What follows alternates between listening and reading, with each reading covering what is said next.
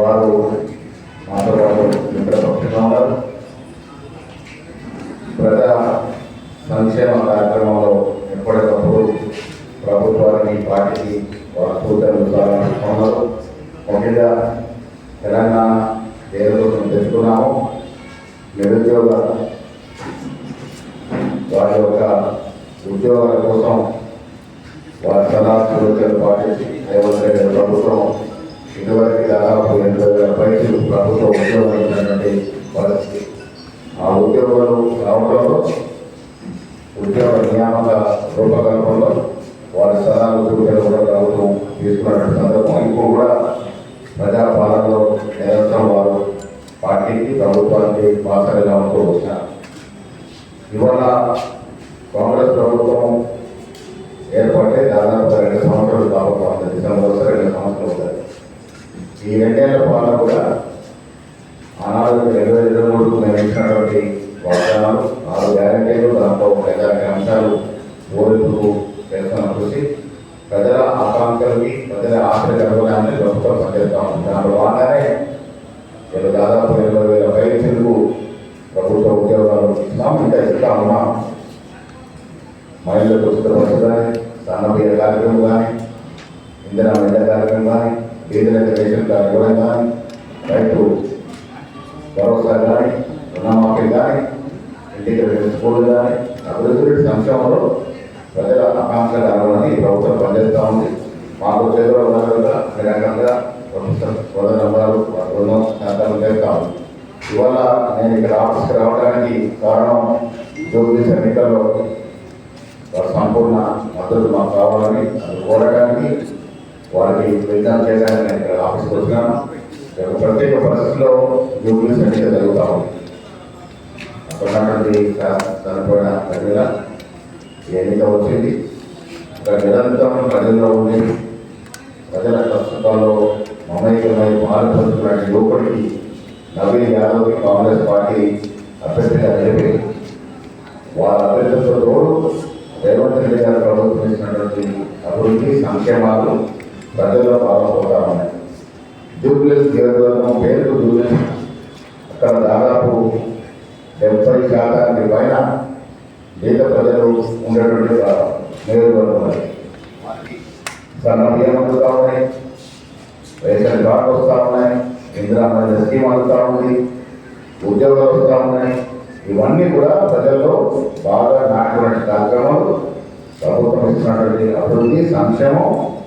వారితో CPI, CPM, TDS పార్టీల మద్దతు, అదేవిధంగా ఎంఐ కూడా ఒక యువకుడిగా వాళ్ళు నేర్పించాలని చెప్పినటువంటి సందర్భం. వీరందరి మద్దతుతో పాటు ప్రభుత్వం ఇస్తున్నటువంటి అభివృద్ధి సంక్షేమం డెఫినెట్గా మా దోహదపడుతుంది. మిత్రపక్షాల మద్దతు, ప్రభుత్వ సంక్షేమం, అభివృద్ధి, యువకులైనటువంటి అభ్యర్థి అక్కడ కాంగ్రెస్ అభ్యర్థి కావడం, ఇవన్నీ కనీసం 50,000 కలవకుండా నియోజకవర్గ సీట్లు కాంగ్రెస్ పార్టీ గెలుచుకుంటారు. దాంట్లో భాగంగా పెద్దలందరి సహకారం కోరడానికి నేను ఈ కార్యాలయంకి వచ్చాను. పెద్దలు కోరడం కానీ, అదేవిధంగా ఇష్టలు కానీ, వారితో ఉన్న పెద్దలందరినీ కూడా జూబ్లీస్ నియోజకవర్గంలో మీ వంతు సహకారం ఇవ్వాల్సిందిగా, మీ మద్దతు సంపూర్ణ మద్దతు ప్రకటించాల్సిందిగా, వారికి ఉన్నటువంటి ఫాలోయింగ్ అక్కడ ఉన్నటువంటి వారి కార్యకర్తలు వారి అంతా కూడా నిమగ్నమై జూబ్లీస్లో కాంగ్రెస్ పార్టీ అభ్యర్థి విజయం కోసం కష్టపడాలని, వారి వంతు సహకారం అందించాలని ఈ సందర్భంగా మీ సమస్యలు వారిని కోరుతారు. దానికోసం కొత్త సరఫరా చర్యలు తీసుకోవాలని కోరినాం. అదేవిధంగా నిరుద్యోగ సమస్య పరిష్కారం విషయంలో కూడా కొంత సీరియస్గా దృష్టి పెట్టవలసిన అవసరం. ఎందుకంటే పిల్లల్లో ఒక అలజడి ఆందోళన ఉంది. దాన్ని దృష్టిలో పెట్టుకుని కొంత వేగంగా కార్యాచరణకి తీసుకోవాలని ఇప్పుడు సూచన చేస్తున్నాం. అదేవిధంగా మిత్రపక్షాలు కూడా తెలంగాణ జనసమితికి తగిన భాగస్వామ్యం కల్పిస్తారని కూడా కాంగ్రెస్ పార్టీ హామీ ఇచ్చింది. ఆ భాగస్వామ్యం విషయంలో కూడా వేగంగా చర్యలు తీసుకోవాలని మేము వారిని కోరటం జరిగింది. వాటికి వారు చాలా సానుకూలంగానే స్పందించారు. అతి త్వరలోనే ఒక నిర్ణయం తీసుకుంటాము. ఈ పొత్తు అనేది ఇక్కడితో ఆగకుండా స్థానిక ఎన్నికల్లో కూడా మేము అక్కడ ఇక్కడ కొన్ని పోటీ చేస్తున్నాం. అందుకు సంబంధించినటువంటి ఒక జాబితా కూడా నేను వారికి అందజేస్తున్నా. దాన్ని వారు కొంత పరిశీలన చేసి ఆ సీట్లలో మాకు మద్దతు ఇవ్వాల్సిందిగా ఈ సందర్భంగా కోరుతున్నా. ఇక మిగతా కార్యాచరణ ఏదైతే ఉందో జూబ్లీస్ ఎన్నికలకు సంబంధించి మేము కూర్చుంటాం, ఒకసారి మాట్లాడుకున్నాక ప్రెస్ మీట్ పెట్టి ప్రకటిస్తాం. అక్కడ మా కార్యకర్తలందరినీ కూడా మీటింగ్ ఏర్పాటు చేస్తాం. ఏర్పాటు చేసినది ఏమేమి చేయాలనేది తప్పకుండా అక్కడ నిర్ణయం చేసుకుంటాం. సమిష్టిగా మీటింగ్లో నిర్ణయం చేసుకుంటాం.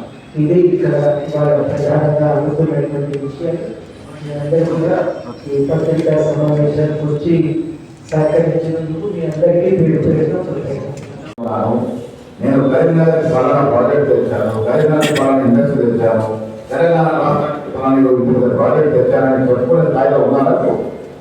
కేంద్ర మంత్రి స్థాయిలో కూడా అవి మాట్లాడకుండా ప్రొద్దున లేస్తే దేవుళ్ళు కులాలు మతాలు కొత్త జనరేషన్ దేనికి వారి ధ్యాస పెట్టండి.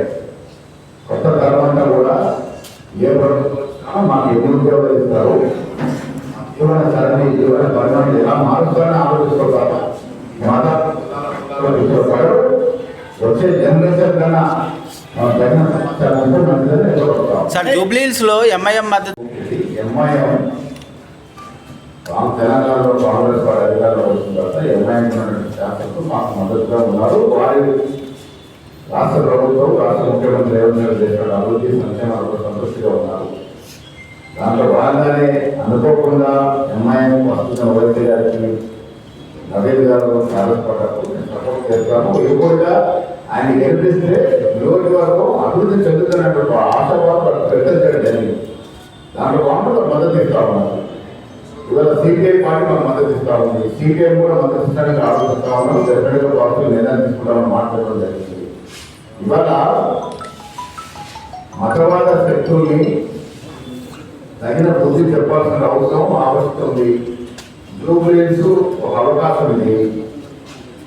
పొద్దున లేస్తే దేశ భవిష్యత్తుని యువతరాన్ని ఏ రకంగా తీర్చుతారో ఆలోచన అసలు ఏమి చేయకుండా